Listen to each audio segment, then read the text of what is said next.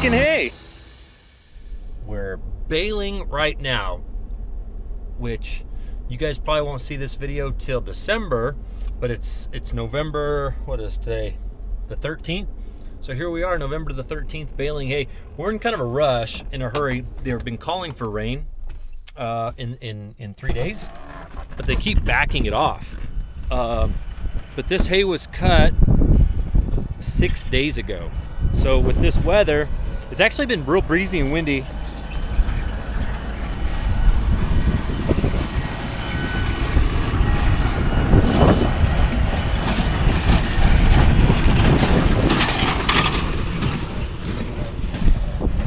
For this November hay, this wind and breeze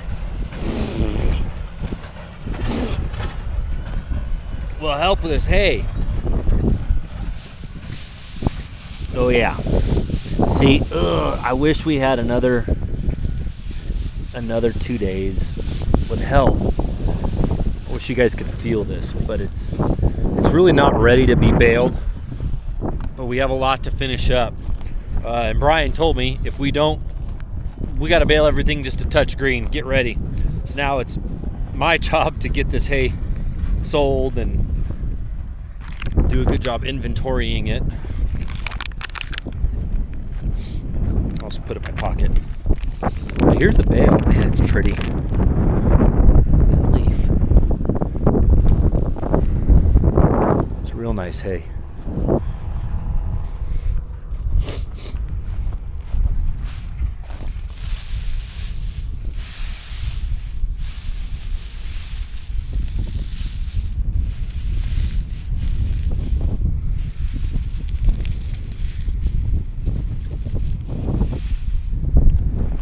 Oh, it's just a touch on the green, soft side.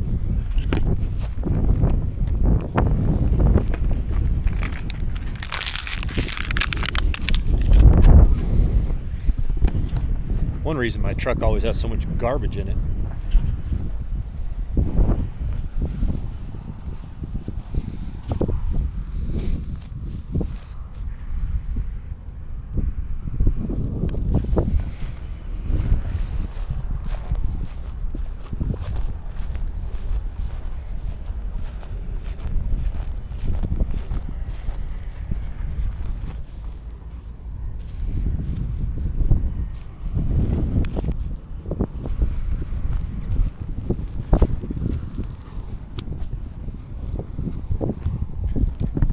Just a touch heavy, not terribly, but just a touch. Try to jump in with Brian. He's in that baler right there.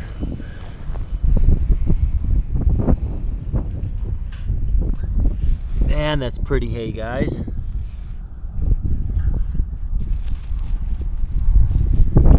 It's gonna has some good feed quality to it as well, being that it's November hay. This wind is helping a ton. In the summer, we don't want it. If it'd be windy in the spring and the fall like this, man.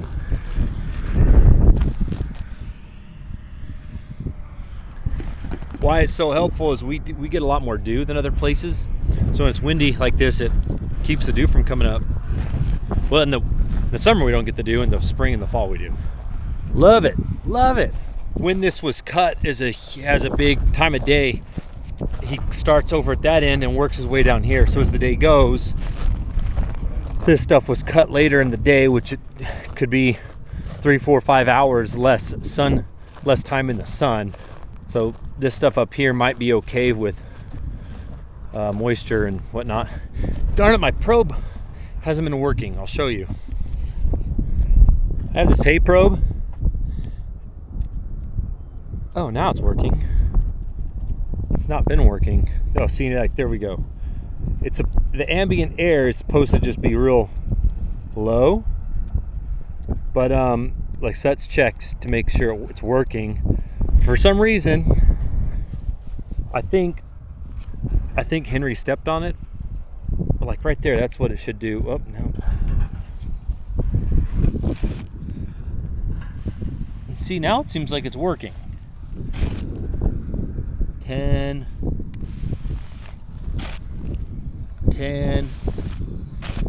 It's a check.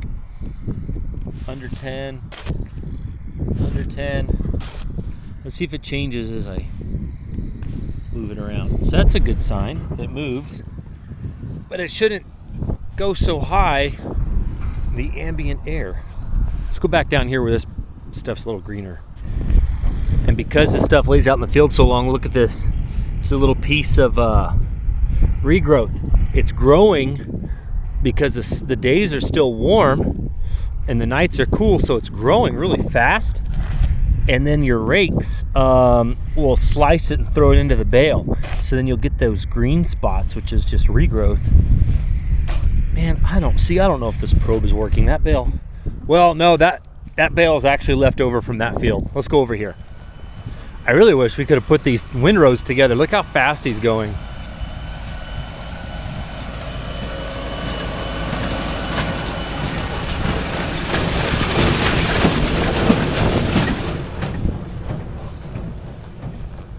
Luckily, these fields are pretty smooth.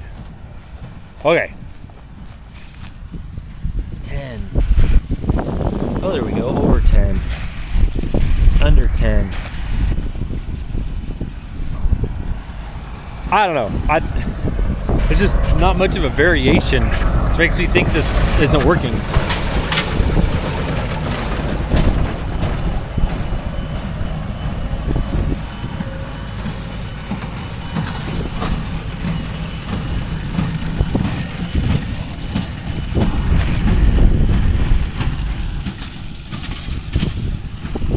See, look, I'm stabbing that regrowth and it's not doing anything. See, this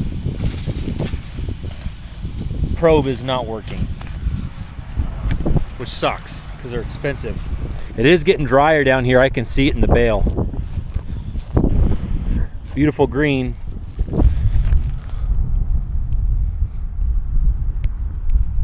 But just a touch drier. They're almost done. They just have this little bit left. But, so this breeze, after I just said I like the breeze, I wish it would stop right now. Oh my gosh, speaking of the breeze. So Henry and I camped out in the backyard last night. I was like, oh, he's 4. Like, he's never even been in a tent. Like, it'll be a good experience for him, which he did fine. But I'm spoiled. I haven't slept in a tent in a very long time. So, I spent months in a tent when I was working in Tanzania, Africa. So I was like, oh man, I'm fine. Like, tents, nothing, right? Oh my gosh, spoiled from sleeping in my own bedroom, just quiet. So every little sound woke me up. The wind started blowing, the tent started rattling. I was like, dude. Then the dogs were walking around sniffing the tent, like, what is this thing? So I'm tired today. All right, now I gotta go to the farm, the office. There's a guy that wants to work here and load hay. Time for a little interview. Something cool. Drew opened it and didn't even let me do it. The PDI Big Boss Performance Tuner. We're actually gonna put this on a 337 Peterbilt that does all of our local deliveries. We've had it's always in the shop. The check engine light always seems to be on, and it's always something super silly and stupid. We don't have a computer to read. Should we get one? Eventually. What? So PDI, Performance Diesel Incorporated, sent this over. He said he wants to try it out. It can tell us what the check engine light means. So we're gonna open this up and we're gonna connect to the interwebs, because you have to connect to the interwebs, and then set it up, and then we'll have get the retriever and connect it to that. Oh, what's inside? Oh my gosh. Foam. He sent us a box of foam. Oh, way better. Thank you for your purchase. Wow. This is quality. Wow, this is quality product. Little sticker. Performance Diesel. I think this means to match the compliance, you're good. There's the unit. Whoa, it's tiny. It's like the size of my cell phone. A little thicker, but smaller. Wow, that's cool. Wait. Oh, so we can't even hook it up in here. It might. Darn it. You might be able to put it on a USB? Yeah. No, don't plug it into that. Plug it into here. Well, they're the same. No, but this won't plug into my truck. No. Golly. Way to go. What a numb nun. Hey, it's Monday. Okay, I've got, this is practically, what is this place called? Best Buy over here. Best Buy, what's the old one? Radio Shack. Yes. These are all male in, so we need a female. This is gonna take some thinking.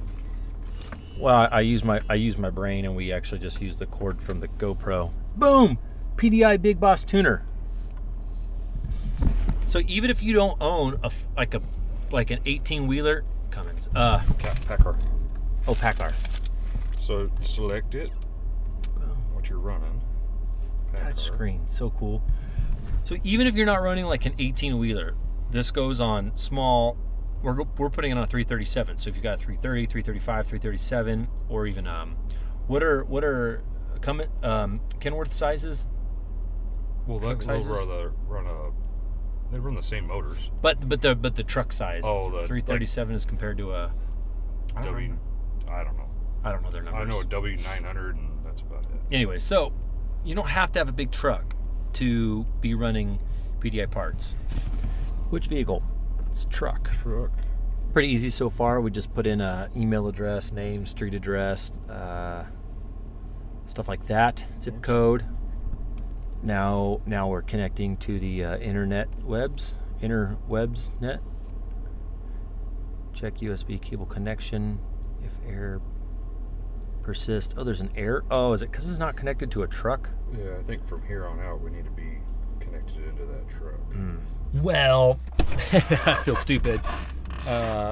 We've got to be connected to the truck to download the files, because it has to be connected to the truck to know which files it has to download. So here we are, everybody. We're back in the truck, the Peterbilt 337, and we've been having some troubleshooting issues with this new computer. But guess what? When you call their helpline, they don't send you to India, China, some island you've never heard of. They send you, well, let's just ask. Caden, where are you right now? St. George, Utah. St. George, Utah. So you're a real person. Yes, sir, I am. You're not a computer. I try not to be. What's 3 plus 3?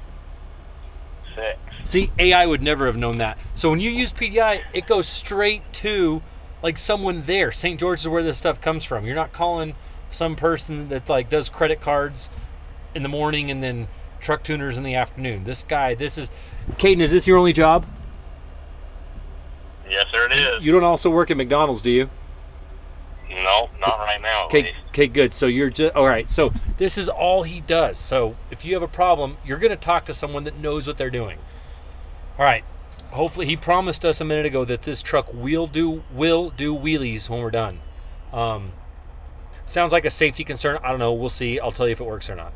Well, that stinks. Because it's a Packard motor and Cummins makes Packard, it gives you the choice. What motor is this? And we selected Packard, and it didn't work because it's a 2013. So I think the guy on the phone says if it was a newer Packard, it would have done it right the first time. But because it's an older Packard, it doesn't. It thinks it's a Cummins. So hopefully they're gonna send us some new files tomorrow, and we will be good to go tomorrow. Gotta put some dinosaur bones in my pickup.